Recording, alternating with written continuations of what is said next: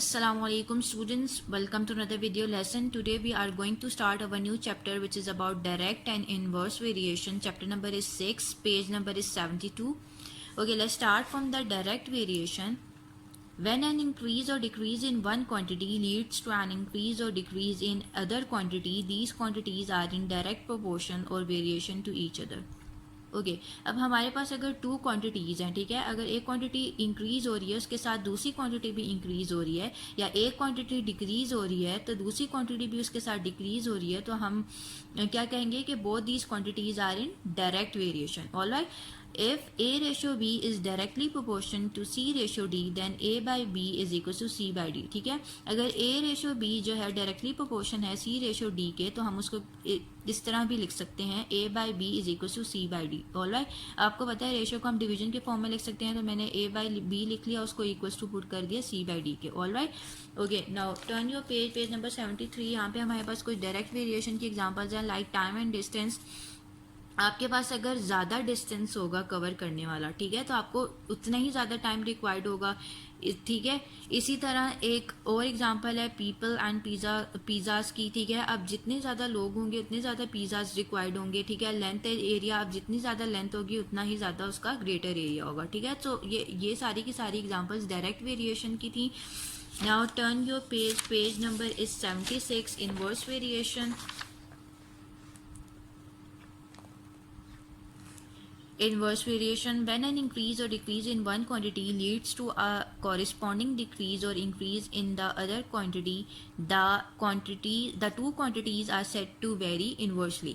Okay, अब हमारे पास to quantities हैं, ठीक है. अगर एक क्वांटिटी हमारे पास इंक्रीज़ हो रही है और दूसरी क्वांटिटी हमारे पास डिक्रीज़ हो रही है, ठीक है, या एक क्वांटिटी हमारे पास डिक्रीज़ हो रही है और दूसरी क्वांटिटी हमारे पास इंक्रीज़ हो रही है, तो हम क्या कहेंगे, both these quantities are in inverse variation. ठीक है, डायरेक्ट वेरिएशन में अगर एक क्वांटिटी इंक्रीज हो रही थी तो दूसरी क्वांटिटी भी इंक्रीज हो रही थी, बट इनवर्स वेरिएशन में ऐसा नहीं है. अगर एक क्वांटिटी इंक्रीज हो रही होगी तो दूसरी क्वांटिटी डिक्रीज हो रही होगी, या एक क्वांटिटी डिक्रीज हो रही होगी तो दूसरी क्वांटिटी इंक्रीज हो रही होगी. ऑलराइट, लाइक एग्जांपल में हम ले सकते हैं, अब जितने ज़्यादा लोग हमारे पास होंगे काम के लिए, ठीक है, उतना ही कम टाइम रिक्वायर्ड होगा, ठीक है. और इस second example length and breadth की हमें गिवन है, ठीक है. अब लाइक पेज नंबर 75 पे हमें क्विक रेफरेंस गिवन है. यहाँ पे देखिएगा, इन्होंने समराइज लिख करके लिखा हुआ है, if A increases and B increases. तो अगर ए भी इंक्रीज हो रही है, हमारे पास दो क्वांटिटीज़ है ए एंड बी, ठीक है. अगर ए क्वांटिटी भी इंक्रीज हो रही है और बी भी क्वांटिटी भी इंक्रीज हो रही है, तो दोनों में डायरेक्ट वेरिएशन है. अब नेक्स्ट इज, अगर ए हमारे पास क्वांटिटी डिक्रीज हो रही है और बी भी डिक्रीज हो रही है, इसमें भी हमारे पास डायरेक्ट वेरिएशन है. अगर ए इंक्रीज हो रही है और बी डिक्रीज हो रही है तो इसमें इनवर्स वेरिएशन है, और अगर ए डिक्रीज हो रही है और बी इंक्रीज हो रही है तो इसमें भी हमारे पास इनवर्स वेरिएशन है. All right, okay, next is page number 80, continued ratio. In a continued ratio, the relationship between two ratios A ratio B and B ratio C is expressed in the form A ratio B ratio C. Okay, अब हमारे पास यहाँ पे to quantities हैं, to ratios हैं, ठीक है. A ratio B है एक हमारे पास और दूसरी रेशियो है B रेशियो C. अब आपने इन दो रेशियोज़ में नोट किया होगा कि यहाँ पे ये जो B है वो दोनों रेशियोज़ में कॉमन टर्म है, ठीक है. तो मैं इन दोनों रेशियोज़ को इस तरह लिख सकती हूँ इस फॉर्म में, A ratio B ratio C. Basically ये जो फॉर्म है इसको हम बोलते हैं continued ratio. Alright, observe that in the ratios A ratio B and B ratio C, B is the common term जो मैंने आपको बताया, and appears in the middle of the continued ratio. Alright, और बी को हमने middle में लिखना है between A and C. Alright, this is the continued ratio. Now next is speed, time and distance. What is a speed? Speed is a distance covered within a unit of time. Speed हमारे पास distance होता है जो cover होगा within a unit of time, ठीक है. अब speed के लिए एक और definition हमें given है. Speed is a rate at which a person or object covers a distance. Speed एक rate है जिसमें कोई person या object जो है एक specific distance cover करता है. Speed के लिए जो formula है वो हमारे पास होता है distance divided by time.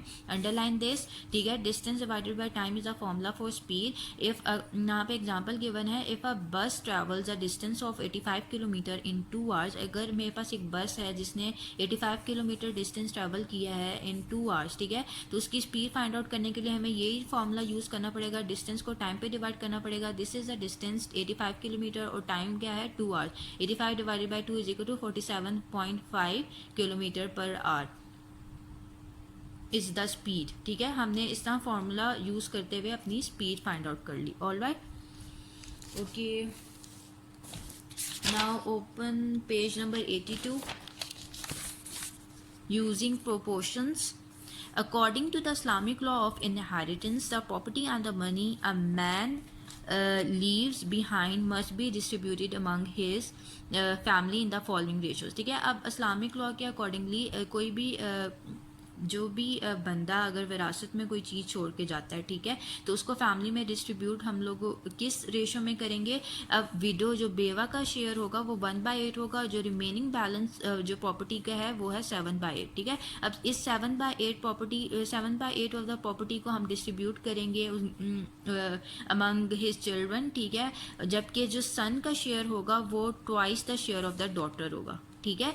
इसको अंडरलाइन कर लें, so that the sons inherit twice the share of the daughters, underline this line, and widow share हमारे पास है 1/8। ये इन्फॉर्मेशन आपने याद रखनी कि विडो का क्या शेयर होगा हमारे पास 1/8 और जो सन को twice times of the share of daughter मिलेगा, ठीक है। अब ये हम अब जब आगे क्वेश्चंस करेंगे उनमें ये इन्फॉर्मेशन यूज होगी। Now come to your exercise 6, filling the blanks. Question number Okay, question number 1 is filling the blanks. Part 1, time and distance have dash variation. Time and distance have direct variation because अगर distance हमारे पास ज़्यादा है तो time भी हमें ज़्यादा required होगा, ठीक है। तो both these quantities have direct variation. आप यहाँ पे लिखोगे direct.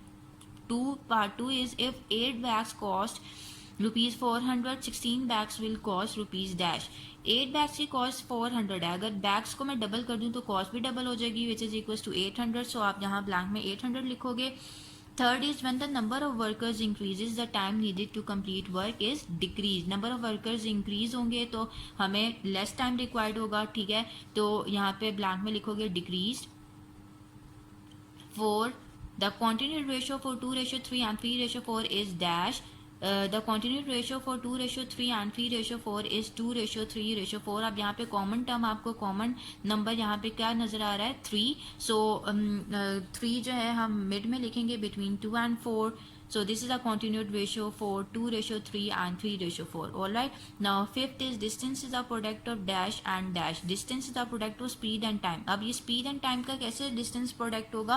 Like speed का हमने फॉर्मूला पढ़ा था, distance divided by time is the formula for speed. तो हम easily इस फॉर्मूले से distance का फॉर्मूला भी निकाल सकते हैं। distance की वैल्यू फाइंड आउट करनी है तो speed को आप time से मल्टीप्लाई करना तो आपके पास distance आ जाएगा। So distance is a product of speed and time. Now question number 2 is state whether the following are true or false. Part 1, the number of items bought and the price paid have direct variation. Obviously it's true. जितने number of items purchase करोगे आपको उतनी ज़्यादा price पे करनी पड़ेगी, ठीक है। So both these quantities have direct variation, so it's a true statement. Second is the number of people in a house and the amount of food required have the inverse variation. False. जितने ज़्यादा लोग होंगे घर में उतनी ज़्यादा amount of food required होगा, ठीक है। So it's not a inverse variation, it's a direct variation, it's false statement. Third, cross multiplication is use in a unitary method. False. अब ने यूनिटरी मैथड जो है क्लास 6 में पढ़ा हुआ है जिसमें 1 यूनिट के लिए हम वैल्यूज फाइंड आउट करते हैं, ठीक है। सो ये फॉल्स स्टेटमेंट है। Fourth is if a gardener plant 6 saplings in 3 hours. Saplings mean पौधे, ठीक है। सैपलिंग मतलब पौधे को कहते हैं हम लोग। He can plant 10 saplings in 4 hours. अच्छा जी, अगर एक गार्डनर 6 पौधों को जो है प्लांट कर रहा है इन 3 आवर्स, ठीक है। 3 आवर्स में उसने कितने पौधे प्लांट किए 6। तो हमने फाइंड आउट करना है 1 आवर में वो कितने करेगा। 6 डिवाइडेड बाई 3 करोगे तो 2, ठीक है।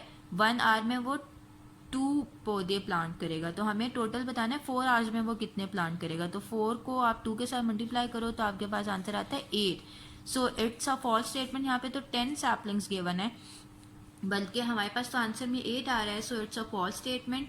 अब फिफ्थ है, a car that travels 300 kilometre in 5 hours has a speed of 60 kilometre. अब this is a distance and this is a time, ठीक है। अब आपने क्या करना है, स्पीड के फॉर्मूले में डिस्टेंस एंड टाइम को डिस्टेंस एंड टाइम की वैल्यू पुट करनी है, ठीक है। डिस्टेंस की वैल्यू थी 300, टाइम की वैल्यू है 5, कटिंग करने के बाद आपके पास आ रहा है 60, सो 60 किलोमीटर पर आ रही है आपको पास, आंसर गिवन है, so it's a true statement. Now question number 3 is right direct और inverse variation against the following statement. So this question number 3 is your homework. आपने बताना है कि इनमें से कौन सा कौन सी स्टेटमेंट डायरेक्ट वेरिएशन है और कौन सी इनवर्स वेरिएशन है, ठीक है। So question number 3 is your homework. Now turn your page number is 84, question number 4। The total cost of 10 lottery tickets is rupees 200. Find the cost of 25 tickets. अब 10 lottery tickets के हमारे पास cost given है 200, हमें 25 tickets की cost find out करनी है। आपने क्या करना है, सबसे पहले आपने इन क्वेश्चंस को सॉल्व करने के लिए आपने देखना है कि आपको कौन सी दो क्वांटिटीज़ गिवन है, ठीक है। कौन सी इन्फॉर्मेशन आपको क्वेश्चन में गिवन है, एक तो टिकट्स के बारे में आपको बताया गया और उनकी कॉस्ट बताई गई है, ठीक है। तो किन दो क्वांटिटीज़ के दरमियान आपने रेशियो लेनी है, टिकट्स एंड कॉस्ट के दरमियान, ठीक है। हमने लिखा tickets ratio cost. Tickets 10 tickets की जो कॉस्ट थी वो क्या थी, 200, मैंने 10 रेशो 200 लिख लिया। Find the cost of 25 tickets, 25 tickets की कॉस्ट मैंने फाइंड आउट करनी है, उसको मैंने एक्स से रिप्रेजेंट कर लिया। जिसकी वैल्यू मुझे फाइंड आउट करनी है मैंने उसको एक्स से रिप्रेजेंट किया, ठीक है। वो अननोन वैल्यू है, मैंने उसको एक्स से रिप्रेजेंट कर लिया, ठीक है।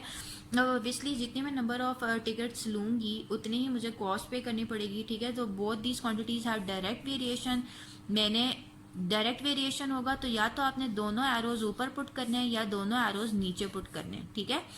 दोनों की डायरेक्शन डाउनवर्ड होगी। अगर डायरेक्ट वेरिएशन है तो दोनों की डायरेक्शन या तो डाउनवर्ड होगी या तो अपवर्ड होगी, ठीक है। या आपकी मर्जी है कि अगर आप डाउनवर्ड डायरेक्शन लेना चाहते हो या अपवर्ड डायरेक्शन लेना चाहते हो, बोथ केसेस में सेम ही आंसर आएगा। हमने यहाँ पे डाउनवर्ड डायरेक्शन ली हुई है, ठीक है, as it is directly proportional. अब डाउनवर्ड डायरेक्शन ली हुई है तो 10 मैंने पहले लिखा, डिनोमिनेटर में आएगा 25 इज इक्वल्स टू, ठीक है, 200 मैंने ऊपर न्यूमरेटर में लिखा और डिनोमिनेटर में मेरे पास आएगा x, ठीक है। अब कटिंग हो जाएगी ये 5 के टेबल से, 5 2 से 10, 5 5 25। आप क्रॉस मल्टीप्लिकेशन कर ली, 2 multiply by x is equal to 5 multiply by 200। X के साथ 2 को मल्टीप्लाई किया तो 2x आ गया, इज इक्वल टू 5 को 200 के साथ मल्टीप्लाई किया तो 1000। एक्स के साथ 2 मल्टीप्लाई हो रहा है, नीचे जाके डिवाइड कर दिया, कैंसिलेशन करने के बाद मेरे पास आंसर आ रहा है 500। सो एक्स की वैल्यू आ गई है ₹500। 25 टिकट्स के लिए मुझे 500 रुपीज़ कॉस्ट रिक्वायर्ड।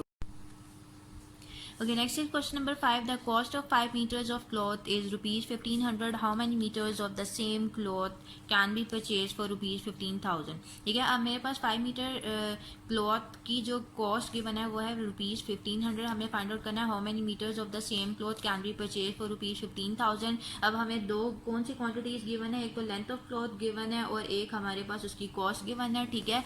अब 5 मीटर क्लॉथ की जो कॉस्ट थी वो रुपीज़ 1500 थी, तो मैंने लेंथ ऑफ क्लॉथ और कॉस्ट के दरमियान रेशो ले ली, ठीक है। अब लेंथ ऑफ क्लॉथ क्या गिवन है 5, ऑलराइट, और उसकी कॉस्ट क्या थी 1500।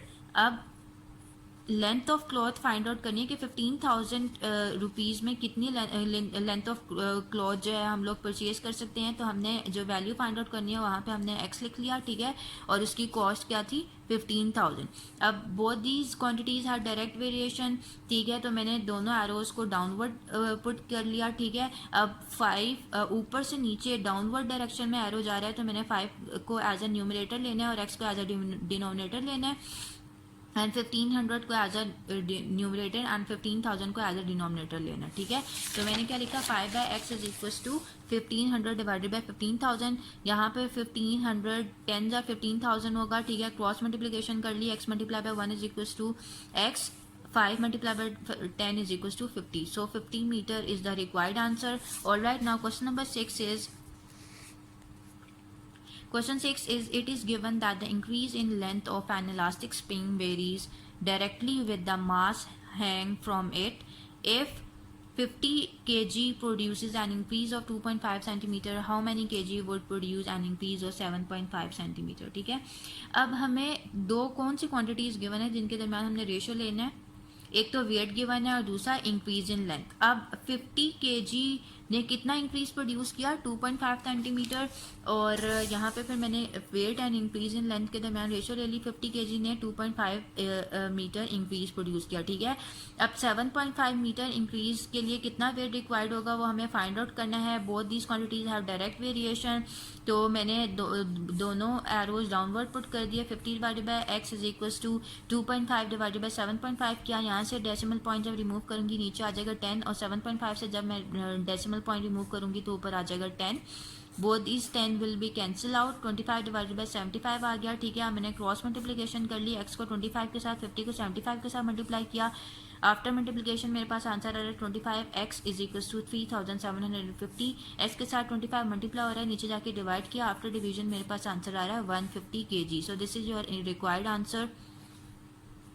Now question number 7 is an agent is paid a commission of rupees 200 for selling goods worth rupees 2000. How much commission will he get for selling goods worth rupees 30,000? अब हमें यहाँ पे दो क्वांटिटीज कौन सी गिवन है, एक तो कमीशन के बारे में हमें गिवन है, दूसरा गुड्स के बारे में, ठीक है। अब 200 कमीशन उसको कब मिला, कितनी for selling goods worth rupees 2000, ठीक है। तो मैंने क्या लिखा, कमीशन की जगह 200 और गुड्स की जगह 2000। अब 30,000 गुड्स पे उसे कितना कमीशन मिलेगा वो हमें फाइंड आउट करना है। Both these quantities have direct variation, so मैंने डाउनवर्ड डायरेक्शन में अपने एरोज पुट कर लिए, ठीक है। 200 divided by x is equals to 2000 divided by 30,000। अब यहाँ पे कटिंग कर सकते हैं, ये 3 जीरोज इन 3 जीरोज के साथ कैंसिल आउट हो जाएगा। 2 15 30, क्रॉस मल्टीप्लिकेशन कर ली, x multiply by 1 is equals to 200 multiply by 15। 200 को 15 के साथ मल्टीप्लाई करेंगे तो आपके पास आएगा 3000 rupees. So 3000 rupees is your answer.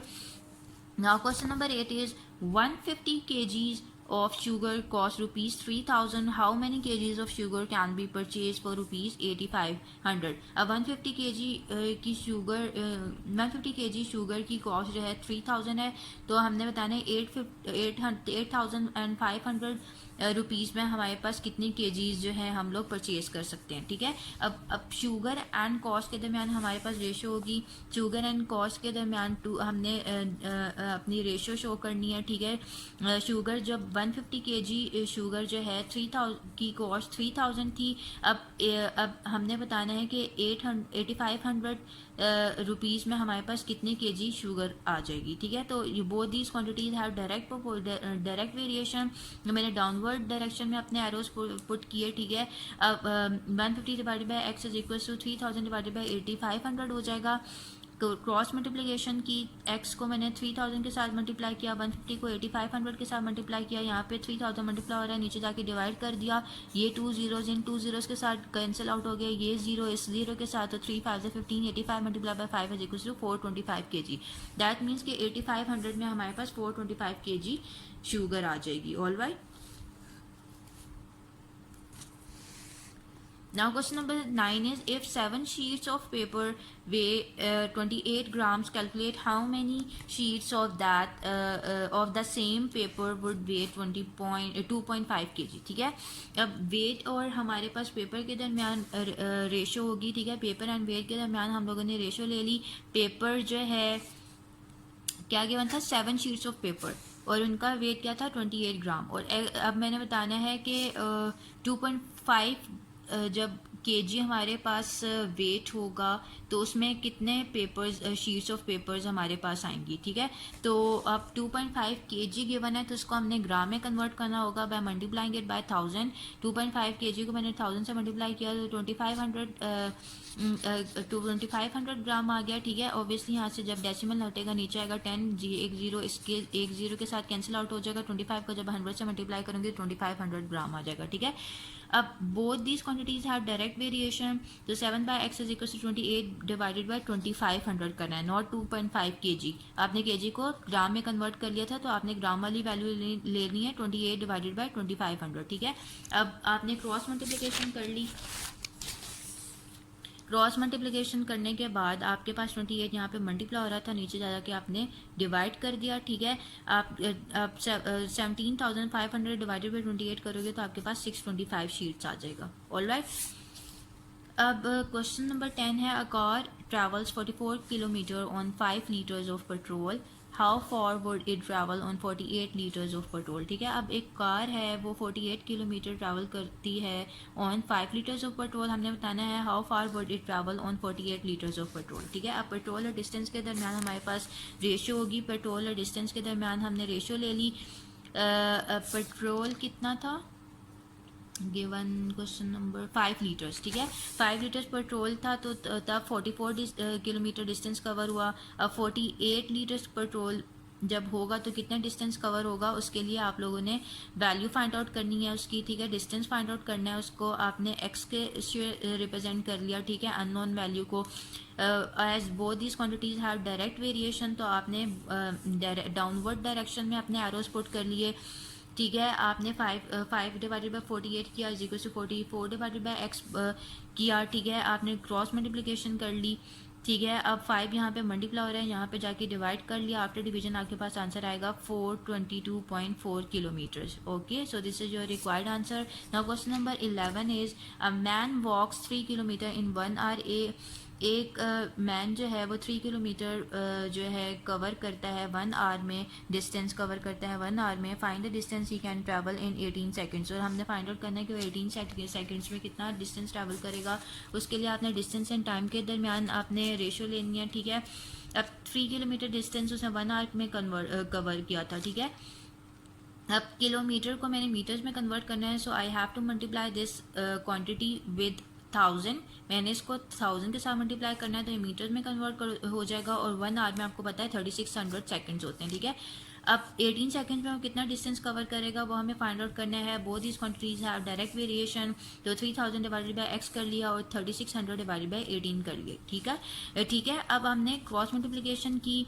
यहाँ पे 3600 मल्टीप्लाई हो रहा है, नीचे जाके डिवाइड कर लिया। ये 2 जीरोज इन 2 जीरोज के साथ कैंसिल आउट हो गए। ठीक है, फिर आपने क्या किया, इसकी कैंसिलेशन की 2 के टेबल से। 2 1 2, 2 8 16, देन 2 1 2, 2 5 10। ठीक है, फिर 3 6 18, 3 5 15, 3 6 1 6, 6 3 18। ठीक है, 3 5 15 मीटर्स मेरे पास आंसर आ गया। Now question number 12 is if 8 man can do a job in 12 days how long will 24 man take to complete it. अगर 8 मैन जो हैं वो अपनी जॉब कंप्लीट करे हैं 12 डेज में। ठीक है, तो हमने बताना है how long will 24 man take to complete it. 24 man को कितने डेज रिक्वायर्ड होंगे इस काम को कंप्लीट करने के लिए। तो उसके लिए आप लोग मैन और डेज के दरमियान रेशियो लोगे। ठीक है, 8 मैंस को 12 डेज रिक्वायर्ड थे, 24 मैंस को कितने डेज रिक्वायर्ड होंगे।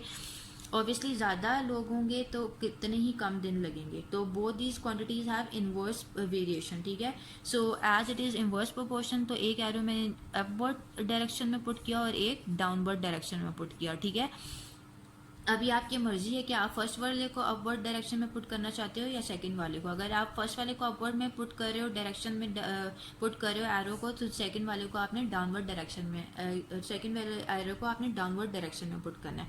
बट अगर आप फर्स्ट वाले को डाउनवर्ड डायरेक्शन में पुट करोगे एरो को, तो आपने सेकेंड वाले एरो को अपवर्ड डायरेक्शन में पुट करना होगा। ठीक है, सो इनवर्स प्रोपोर्शन में आपके पास एक एरो अपवर्ड डायरेक्शन में जाता है और दूसरा एरो, अगर आप एक एरो को अपवर्ड डायरेक्शन में ले रहे हो तो दूसरे एरो को डाउनवर्ड डायरेक्शन में लेना पड़ेगा। दूसरा एरो ऑपोजिट डायरेक्शन में जाता है।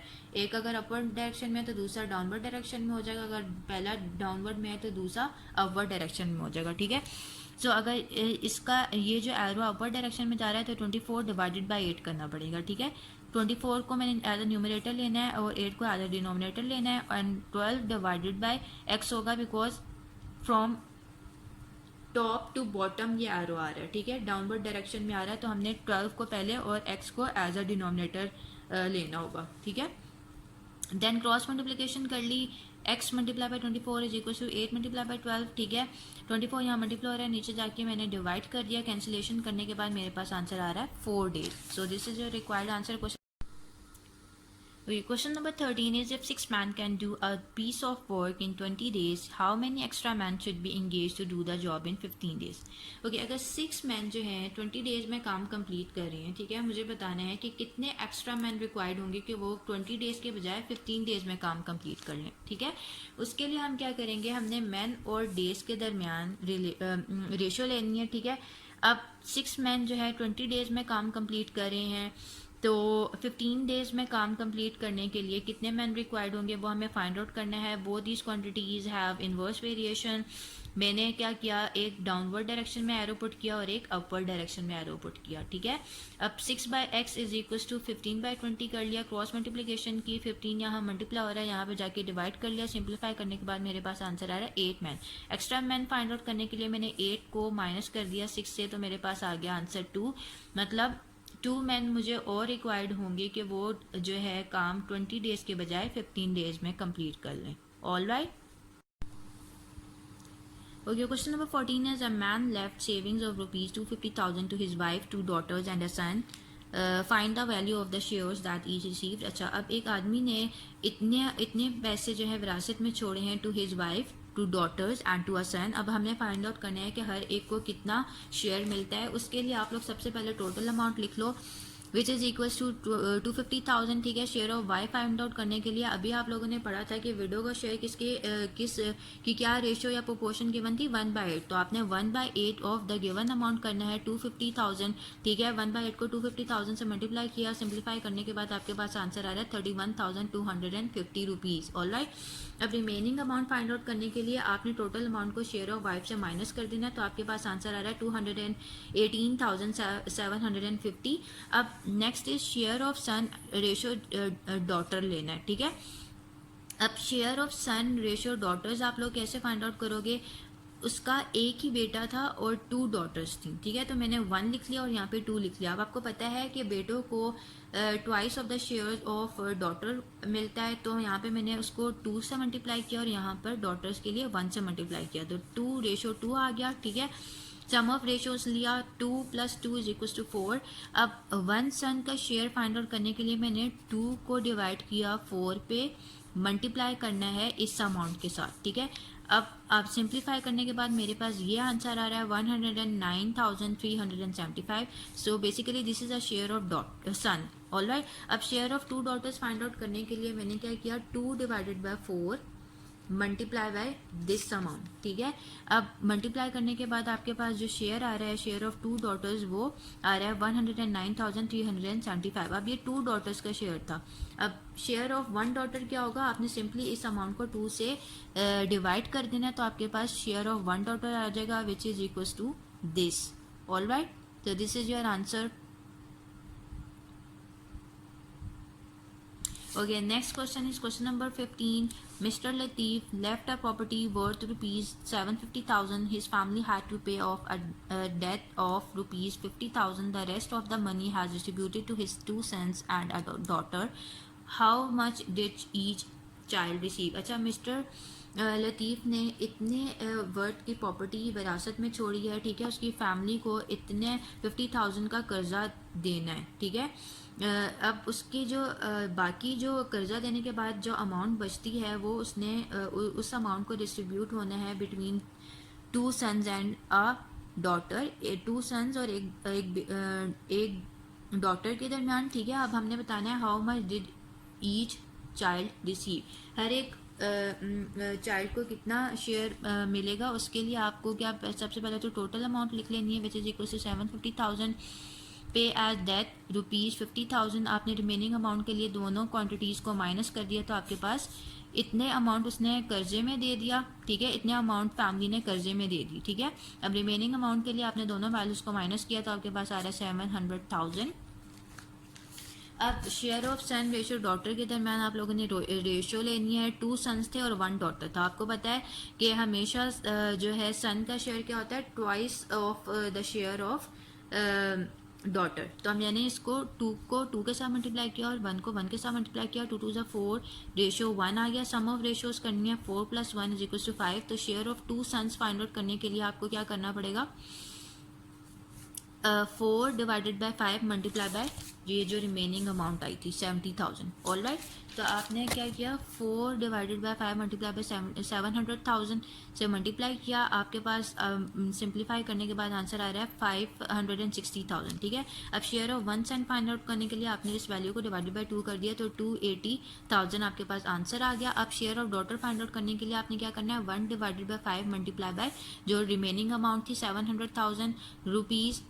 शेयर ऑफ डॉटर मेरे पास आ गया ₹140,000, 60,000. So this is your answer. Okay, now question number 16 is divide 60,720 profit among three partners of a firm in the ratio 2:3:7. What is the share of each? अब हमने इतने profit, ये जो profit given है इसको divide करना है between three partners, ठीक है, और उनको किस रेशो में डिवाइड करना है? 2:3:7. हमें फाइंड आउट करना है what is the share of each. अब हर एक को कितना शेयर मिलेगा उसके लिए आप लोग क्या करोगे?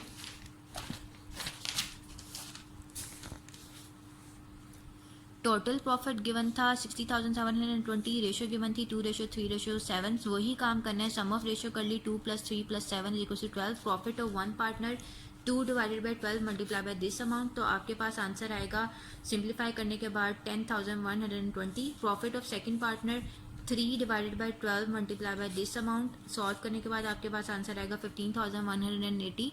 Profit of third partner find out करने के लिए 7 divided by 12 multiply by this amount, और सॉल्व करने के बाद आपके पास आंसर आएगा 35,420. ऑलराइट, सो इस तरह आपने इस क्वेश्चन को सॉल्व करना है. Now question number 17. Okay, now question number 17 is the angles of a quadrilateral are in the ratio 3:4:6:7. Find the measures of the angles.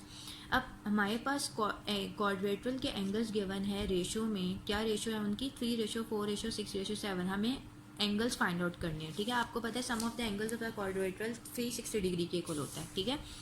तो आपने सबसे पहले वो लिख लिया, sum of the angles of a quadrilateral is equal to 360 degree. बाज़ औक़ात ये हिंट आपको पेपर में नहीं दी होती, तो आपने याद रखना है कि sum of the angles of a quadrilateral 360 degree के इक्वल होता है, ठीक है. अब रेशो बिटवीन एंगल्स जो है गिवन है 3:4:6:7. सम ऑफ रेशो किया 3 + 4 + 6 + 7 = 20. फर्स्ट एंगल फाइंड आउट करना है, simply 3 divided by 20 multiply by 360 करोगे तो आपके पास आंसर आएगा 54 डिग्री. देन सेकंड एंगल के लिए 4 divided by 20 multiply by 360 degree करोगे, सॉल्व करने के बाद आंसर आएगा 72 डिग्री. थर्ड एंगल के लिए 6 divided by 20 multiply by 360 degree करोगे तो आपके पास थर्ड एंगल आ जाएगा 108 डिग्री. एंड फोर्थ एंगल के लिए 7 divided by 20 multiply by 360 degree करोगे तो आपके पास फोर्थ एंगल आ जाएगा, ठीक है. अब आपको कैसे पता चलेगा कि आपके एंगल्स के जो आंसर हैं वो सही आए हैं या नहीं? उसके लिए आप ये चारों के चारों एंगल्स ऐड अप करके देख लो. अगर उनका सम 360 डिग्री के इक्वल आ रहा है तो दैट मीन्स कि आपने सही एंगल्स निकाले हैं, ठीक है. Okay, now question number 18 is your homework. अब यहाँ पे तो क्वाड्रेटरल गिवन था ना. अब यहाँ पे आपको एक ट्राइंगल गिवन थे, ठीक है. ट्राइंगल में आपको पता है 3 साइड्स होती हैं, 3 वर्टिसेस होते हैं, ठीक है. तो आपके पास रेशो भी 3 उसमें ही गिवन होगी, 3:4:5 गिवन है, ठीक है. और आपने फाइंड आउट करने हैं एंगल्स और उसमें से बताना है कि लार्जेस्ट एंगल कौन सा है. वो जब आप एंगल्स फाइंड आउट करोगे तो आपको खुद ऑटोमेटिकली पता चल जाएगा कि जो भी लार्जेस्ट एंगल है उसमें से वो आप लोग लिख लोगे. और आपको पता है sum of the interior angles of the triangle की जो वैल्यू है वो क्या होती है? 180 डिग्री, ठीक है. तो आपने 360 डिग्री की जगह अब 180 डिग्री लेना है. सो this question is your homework. Okay, now next is MCQs, multiple choice question 6.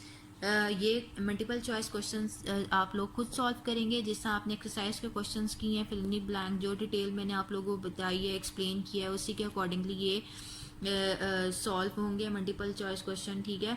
So these multiple choice questions are your homework. Okay students, so we are done with this chapter. Inshallah we will start our new chapter in the next session. Till then, Allah Hafiz.